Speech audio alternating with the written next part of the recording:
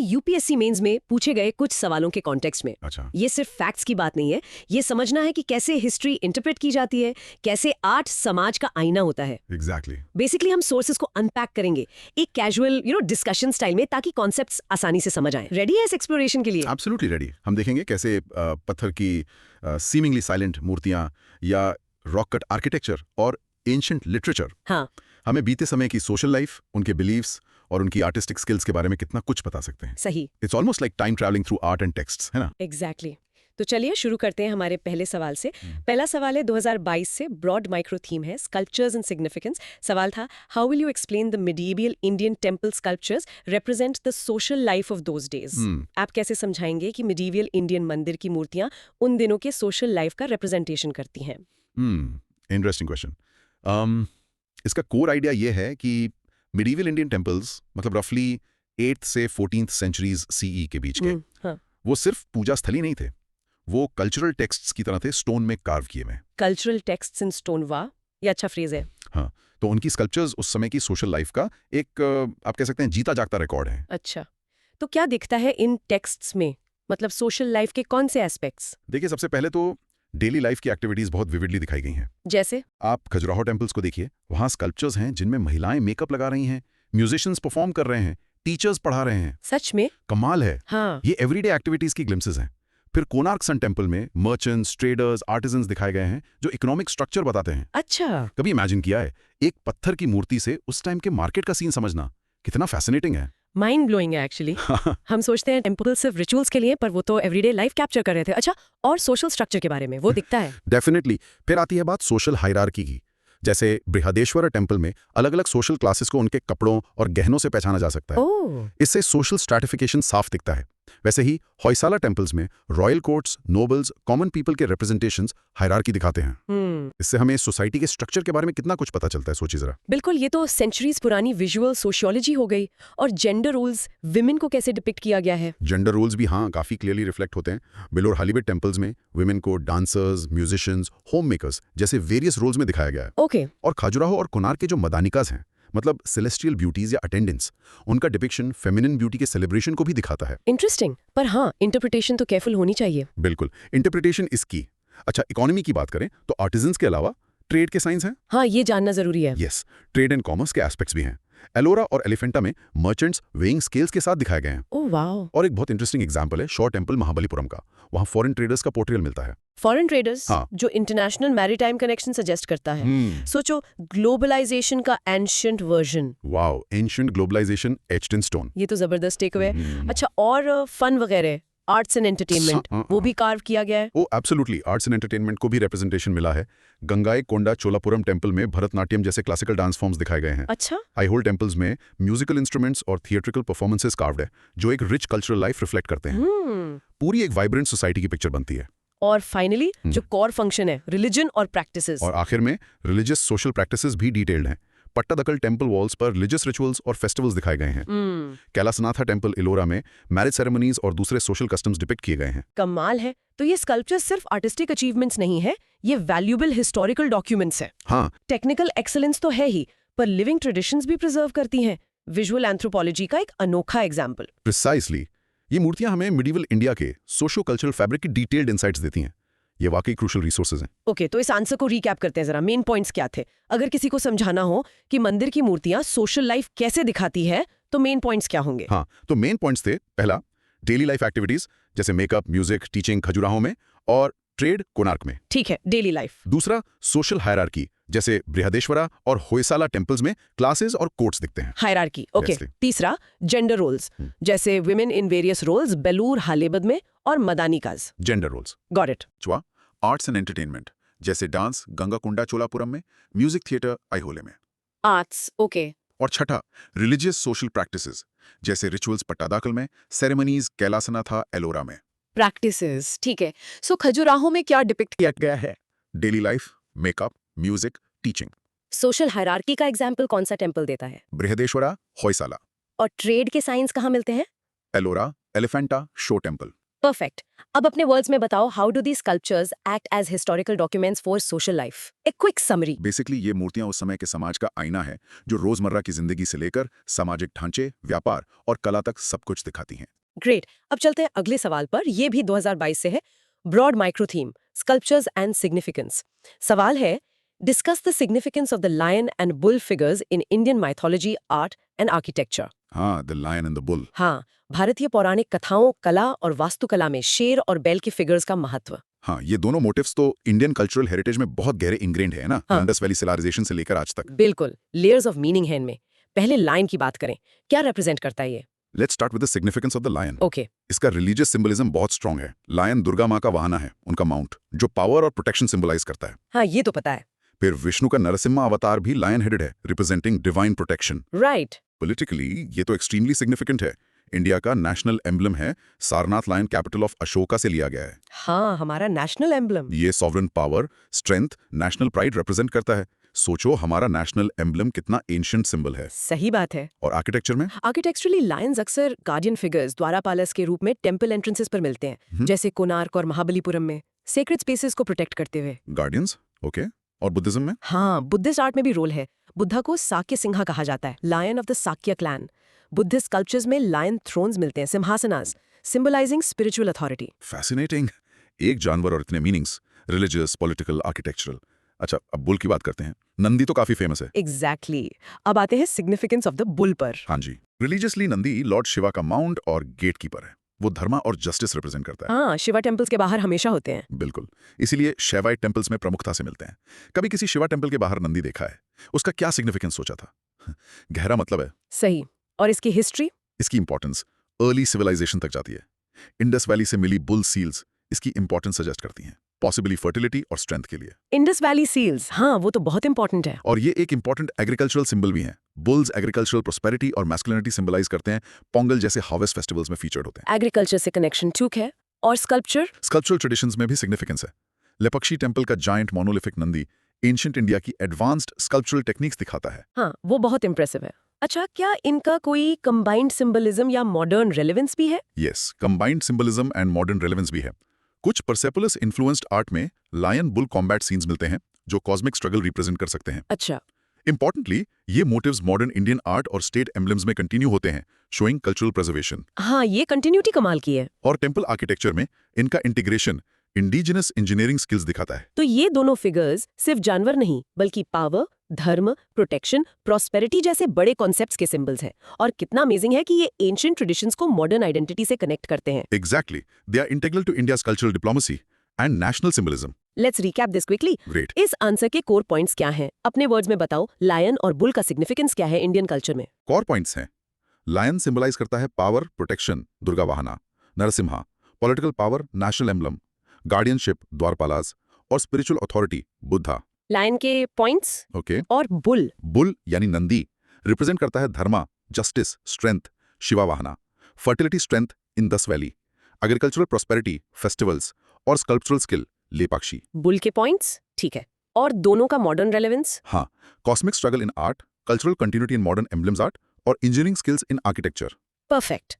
सो lion किसका national emblem है? India का सारनाथ लायन कैपिटल से लिया गया। नंदी किसका वाहना है और क्या रिप्रेजेंट करता है? शिवा का वाहना और primarily dharma, justice, strength. Indus valley seals पर कौन सा एनिमल मिलता है? बुल। ग्रेट। अब अपने वर्ड्स में बताओ, why these two animals are so significant across different aspects of Indian heritage? क्योंकि ये सिर्फ जानवर नहीं है, बल्कि deep cultural values, power structures, religious beliefs और आर्टिस्टिक ट्रेडिशंस को रिप्रेजेंट करते हैं, एंशिएंट टाइम से लेकर आज तक। परफेक्ट।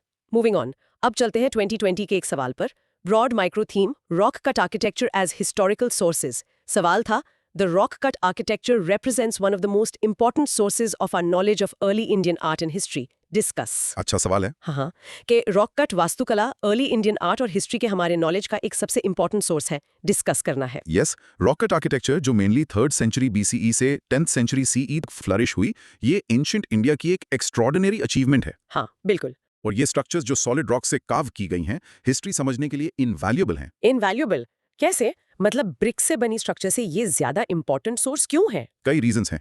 पहला, ये फैंटास्टिक हिस्टोरिकल डॉक्यूमेंटेशन प्रोवाइड करती हैं और आर्किटेक्चरल एवोल्यूशन दिखाती हैं। एवोल्यूशन कैसे? अर्लीस्ट एग्जांपल्स देखिए, जैसे मौर्यन पीरियड के बाराबर केव्स। ये वुडन से स्टोन आर्किटेक्चर में ट्रांजिशन दिखाते हैं, एक टेक्नोलॉजिकल एडवांसमेंट। अच्छा, ट्रांजिशन दिखता है। हाँ, फिर लोमस ऋषि केव्स जैसे सिंपल स्ट्रक्चर से एलोरा के कैलाशा टेम्पल जैसे इलैबोरेट टेम्पल्स तक का chronological development architectural evolution document करता है। राइट। इमेजिन करो, एक पूरा मंदिर एक ही पत्थर से तराशा गया है। What does that tell us about their skills? Unbelievable skills. और नागारा और द्रविड़ा जैसे डिफरेंट आर्किटेक्चरल स्टाइल्स अपने प्रिस्टीन फॉर्म में प्रिजर्व्ड हैं यहाँ, जो रीजनल वेरिएशंस और कल्चरल एक्सचेंजेस के इनसाइट्स देते हैं। Permanence of rock preserves the stages. हाँ, ये पॉइंट है। और इन स्ट्रक्चर्स के अंदर का कंटेंट एग्जैक्टली। दूसरा, उनकी रिलीजियस और कल्चरल सिग्निफिकेंस बहुत ज्यादा है। कैसे?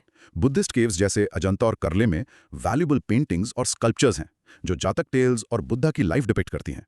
बुद्धिस्ट फिलॉसफी का विजुअल डॉक्यूमेंटेशन। अजंता पेंटिंग्स तो वर्ल्ड फेमस है। हाँ, फिर हिंदू रॉक कट टेम्पल्स जैसे एलिफेंटा में हिंदू आइकोनोग्राफी और मिथोलॉजिकल नैरेटिव्स का डेवलपमेंट दिखता है। वो त्रिमूर्ति स्टैचू। हाँ, और जैन केव्स जैसे उदयगिरी और खंडागिरी में जैन फिलॉसफी और वे ऑफ लाइफ की इंट्रिकेट डिटेल्स मिलती हैं। तो तीनों मेजर एंशिएंट रिलीजन्स के लिए इंपॉर्टेंट एविडेंस हैं। तो ये रिलीजियस एनसाइक्लोपीडियाज हैं स्टोन में। सोसाइटी और इकोनॉमी के बारे में कुछ पता चलता है। यस, तीसरा पॉइंट, ये वैल्यूएबल सोशियो इकोनॉमिक इंसाइट्स देती हैं। वो कैसे? इन केव्स में अक्सर इंस्क्रिप्शंस मिलते हैं, जैसे नासिक प्रशस्ति। ये inscriptions political history, administrative systems, patronage patterns के बारे में डायरेक्ट इन्फॉर्मेशन देते हैं।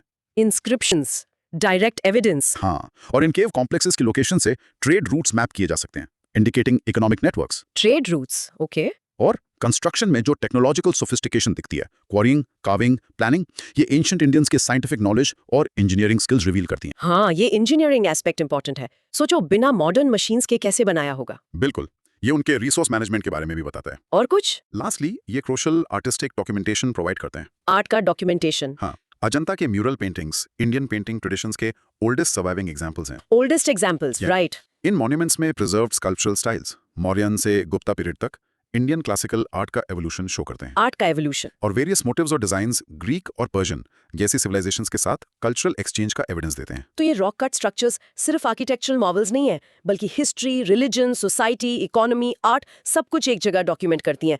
एएसआई का रोल इंपॉर्टेंट है इन्हें प्रोटेक्ट करने में। बिल्कुल, they offer invaluable insights into the evolution of Indian art, architecture and cultural traditions. They are truly bridges to our past. चलो, इसका भी क्विक रिकैप, की टेकअवेज क्या हैं? अगर समझाना हो कि रॉक कट आर्किटेक्चर इतना इंपॉर्टेंट सोर्स क्यों है, तो कैसे बताओगे? ओके, तो मेन पॉइंट्स हैं। पहला, हिस्टोरिकल एवोल्यूशनरी डॉक्यूमेंटेशन, वुड से स्टोन ट्रांजिशन, बराबर है। डेवलपमेंट लोमस ऋषि से Kailasa, original styles preserved. Historical evolution, ठीक है। दूसरा, religious cultural significance, Buddhism Ajanta Karle, Hinduism Elephanta, Jainism Udayagiri Khandagiri के लिए visual proof. Religious significance, okay. तीसरा, socio economic insights, inscriptions, Nasik Prashasti, trade routes mapping, engineering skills का demonstration. Socio economic insights, right. चौथा, artistic documentation, oldest paintings Ajanta, sculpture evolution Mauryan to Gupta, cultural exchange evidence. Artistic documentation, great. So earliest rock cut examples कौन से period के हैं? Mauryan period के, जैसे बाराबर caves. Ajanta caves किसके famous है? अपने बुद्धिस्ट म्यूरल पेंटिंग्स के लिए, जो जातक टेल्स और बुद्धा की लाइफ दिखाती हैं। नासिक प्रशस्ति क्या है? एक इंस्क्रिप्शन जो हिस्टोरिकल इन्फो देती है, जैसे रूलर्स या एडमिनिस्ट्रेशन के बारे में। परफेक्ट। अब अपने वर्ड्स में समराइज करो, why rock cut architecture is considered such an important source for understanding early Indian history and art. Basically क्योंकि ये पत्थर में कार्व्ड स्ट्रक्चर सिर्फ बिल्डिंग्स नहीं है, बल्कि history, religion, society, economy, art और टेक्नोलॉजी का एक टाइम कैप्सूल है जो एवोल्यूशन और कल्चरल प्रैक्टिसेस को डायरेक्टली डॉक्यूमेंट करते हैं। एक्सीलेंट। अब थोड़ा और पीछे चलते हैं टाइम में, मेसोलिथिक पीरियड में। ये सवाल 2015 से है, 12.5 marks, subject art and culture. सवाल है, Mesolithic rock cut architecture of India not only reflects the cultural life of the times, but also a fine aesthetic sense comparable to modern painting.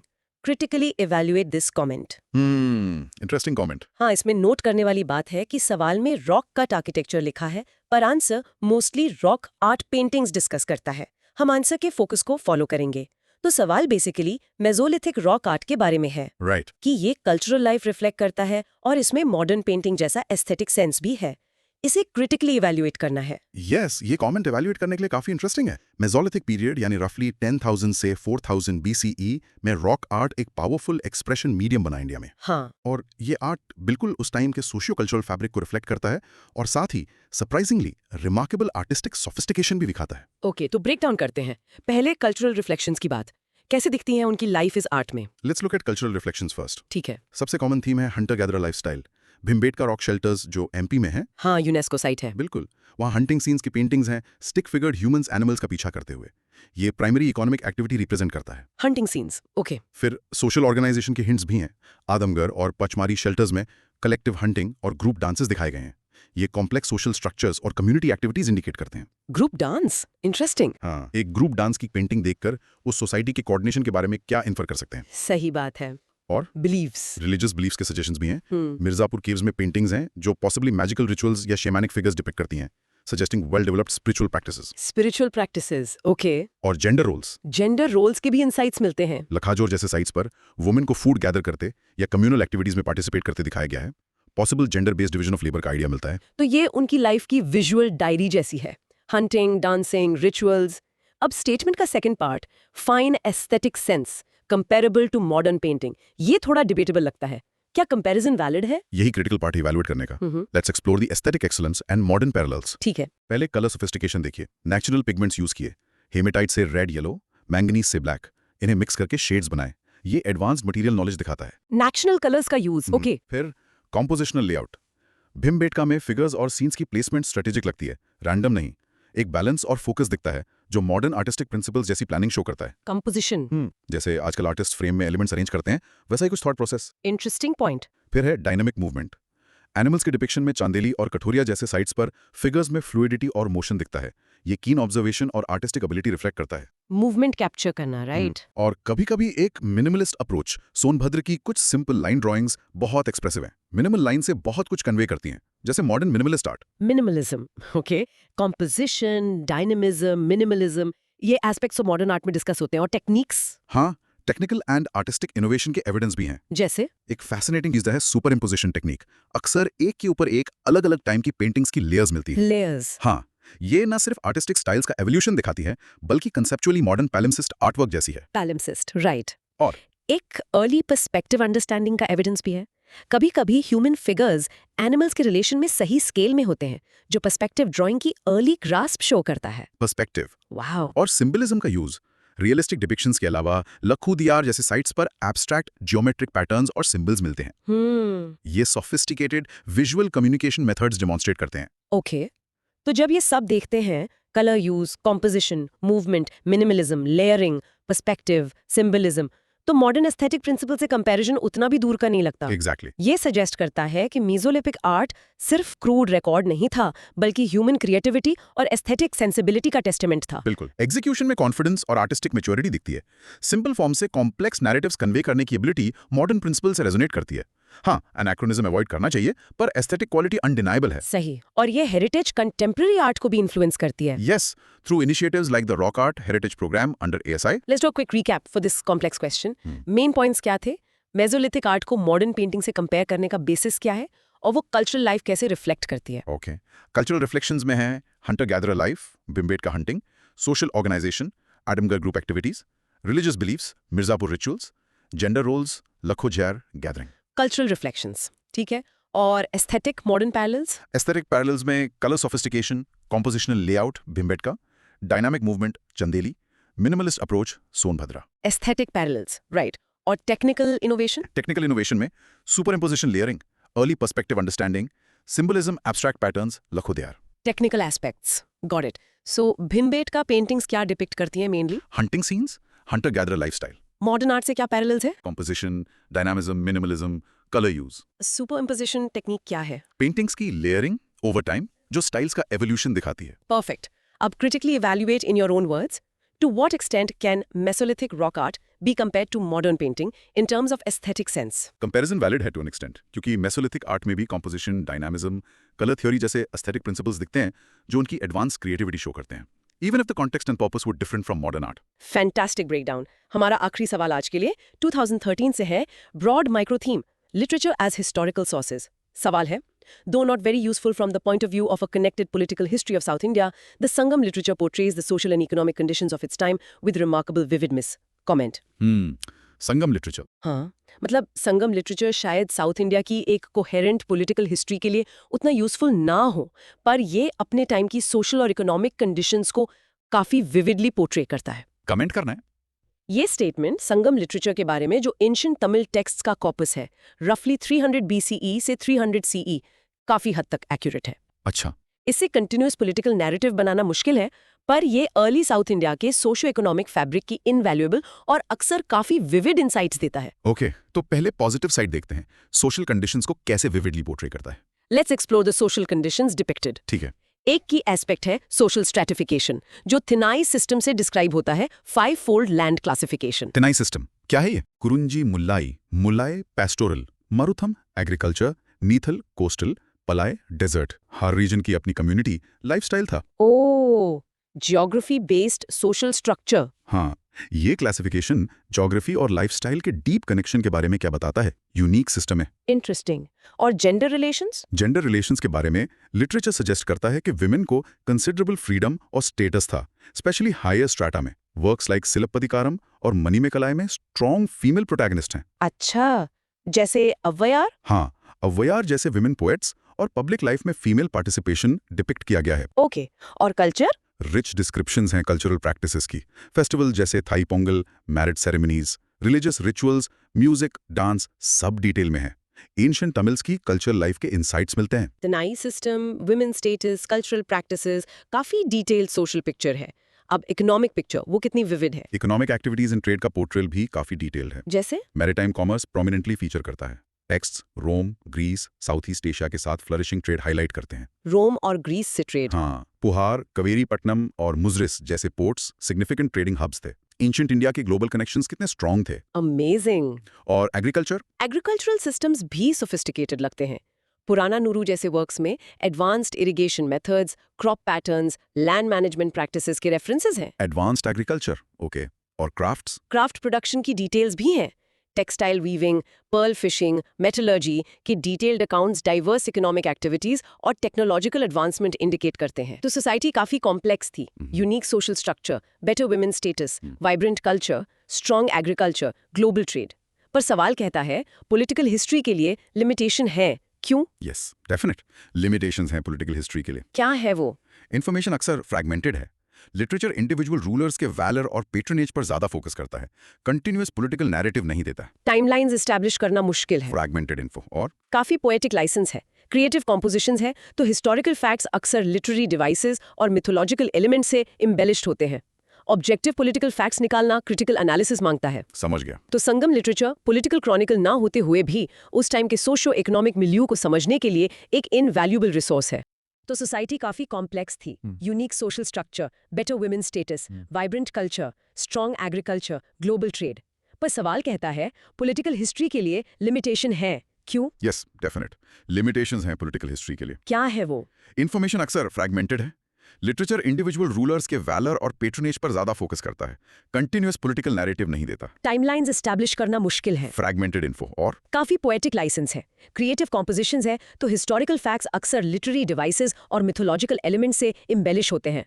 Objective political facts निकालना critical analysis मांगता है। समझ गया। तो संगम literature political Chronicle ना होते हुए भी उस टाइम के सोशियो इकोनॉमिक मिलियू को समझने के लिए एक इनवैल्यूएबल रिसोर्स है। बिल्कुल। एक सोफिस्टिकेटेड कल्चर, रोबस्ट इकोनॉमी और कॉम्प्लेक्स सोशल रिलेशंस वाली सोसाइटी दिखती है। हाँ, शायद उस पीरियड के लिए सबसे इंपॉर्टेंट सोर्स है सोशियो इकोनॉमिक अंडरस्टैंडिंग के लिए, और इसकी विविड पोर्ट्रेल्स आज भी तमिल कल्चर की अंडरस्टैंडिंग को इन्फ्लुएंस करती हैं। ग्रेट। फाइनल रिकैप इस आंसर का की पॉइंट्स क्या हैं? संगम लिटरेचर सोशल और इकोनॉमिक लाइफ को कैसे पोर्ट्रे करता है और पॉलिटिकल हिस्ट्री के लिए कम यूजफुल क्यों है? ओके, सोशल पोर्ट्रेट में है tinai system, women status, Silappatikaram, Avvaiyar, cultural practices, festivals. Social portrait. ठीक है। इकोनॉमिक पोर्ट्रेट में maritime trade, Rome, Greece, SEA, ports, Puhar, Muziris, advanced agriculture, Purananuru, craft production, textiles, pearls. Economic portrait. Right. और पॉलिटिकल लिमिटेशंस। पॉलिटिकल लिमिटेशंस हैं fragmented information, focus on rulers not chronology, और poetic licence, embellishment. Limitations, got it. So tinai क्या है? 5-fold land classification और उससे जुड़ी communities और lifestyles. Trade किन रीजन्स के साथ होता था? Rome, Greece, South East Asia. Political history के लिए लिमिटेशन क्या है? फ्रैगमेंटेड इन्फो और पोएटिक लाइसेंस। परफेक्ट। अब explain in your own words the value of Sangam literature as a historical source, including its strengths and weaknesses. इसकी value socio economic life को vividly portray करने में है, जो किसी और सोर्स से उतना नहीं मिलता। वीकनेस ये है कि पॉलिटिकल हिस्ट्री के लिए ये फ्रैगमेंटेड और एम्बेलिश्ड है। तो आज हमने देखा कि कैसे अलग-अलग sources, temple sculptures, rock art, ancient literature हमें पास्ट की सोसाइटीज के बारे में कितनी रिच डिटेल्स दे सकते हैं। हाँ बिल्कुल। ये सिर्फ आर्ट नहीं, ये हिस्ट्री की विंडोज हैं। Indeed, her carving, her painting, her line of poetry एक स्टोरी बताती है, अगर हम उसे सुनना सीखें। It shows the continuity and evolution of culture, beliefs and skills. और एक थॉट तो मालोवर, जब हम आज इन एंशिएंट आर्ट फॉर्म्स को देखते हैं, क्या हम उन्हें उन्हीं मीनिंग्स के साथ इंटरप्रेट करते हैं जो उनके क्रिएटर्स ने इंटेंड किए होंगे? Good question. How does our modern perspective shape our understanding of the past? इस पर सोचना जरूर। A fascinating question to ponder. Keep exploring, keep questioning. History और आर्ट में हमेशा कुछ नया डिस्कवर करने को मिलता है। बिल्कुल। Thanks for joining this exploration. अगली बार फिर मिलेंगे कुछ नए इंसाइट्स के